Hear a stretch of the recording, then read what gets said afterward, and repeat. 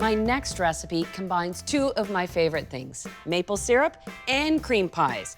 This maple cream pie is really something special. Plus, I add pecans to the crust and sprinkled on top. So I'd like to start with the crust. I am doing a crumb crust again. This time I'm using graham cracker crumbs, 1 1/4 cups.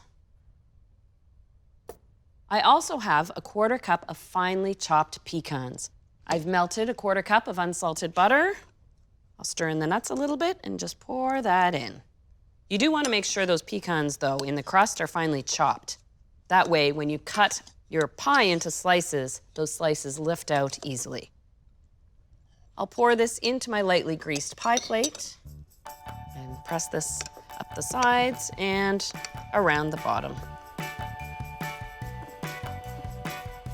I'm not going to pop this in the oven yet because there's something else I want to get ready that bakes in a 350 oven as well, my maple toasted pecans. I've got a cup of pecan halves, and I'm going to measure 2 tablespoons of maple syrup.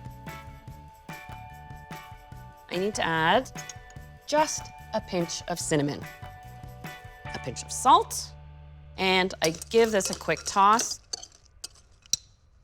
So once they're coated, all you have to do is spread them on a parchment-lined tray in a nice even layer so they brown evenly. Both the maple pecans and my graham crust with the pecans in it take 10 minutes in a 350 oven.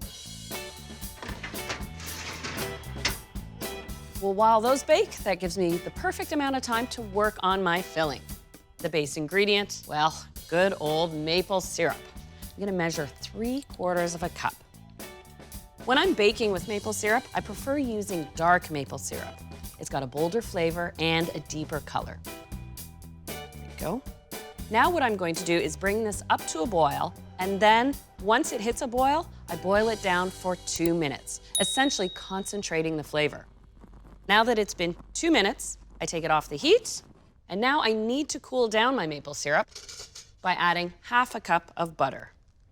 This cream filling is rich. So I'll just whisk in the butter until it melts. So now this mixture is still too hot to add my eggs to.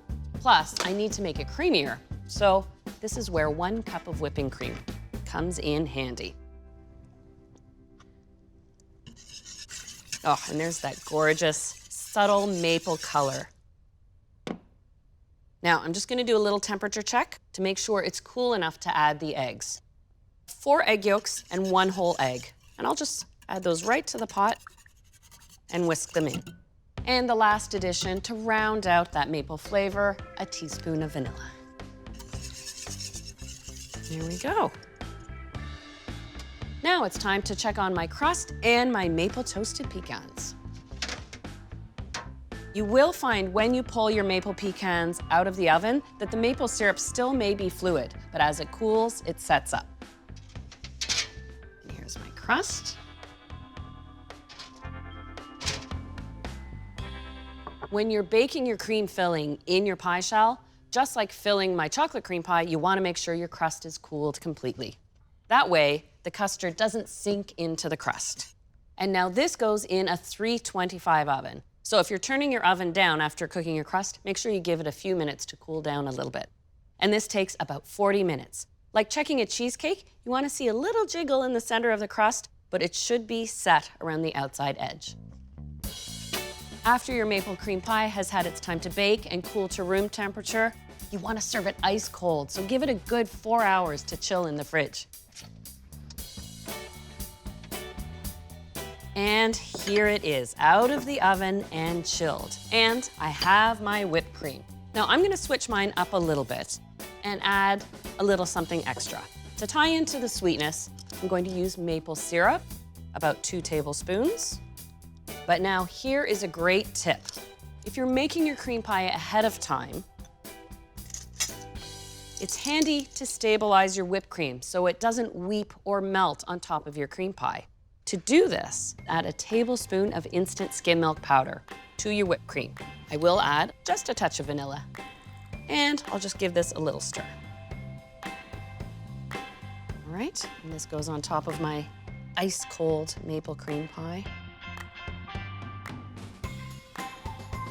The finishing touch, the maple pecans. And those pecans are nice and crisp.